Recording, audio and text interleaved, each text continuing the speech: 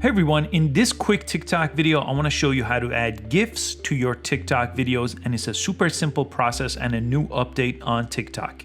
So on my profile, I'm going to press the plus sign here to record a new video. So as always, you could press add sound and choose a trending song or whatever you want right here. I'm going to press check mark here and I'm going to go ahead and start recording my video. Let's say this is just a video I wanted to record.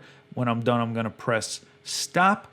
And now, in order to add a GIF, I have to go to the next page. So I'm going to press the check mark right here and go to this page. And now that I'm on this page, you see on the bottom, you have effects, text, filters, and sticker. We want stickers here.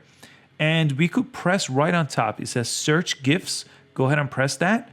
And you could see what's trending here. It's going to show you some of the trending, or you could just search. So if I wanted to put a cat sticker here, I could go ahead and look at cat GIFs here. And again, it's coming right from Giphy. So I'll just do this guitar playing cat.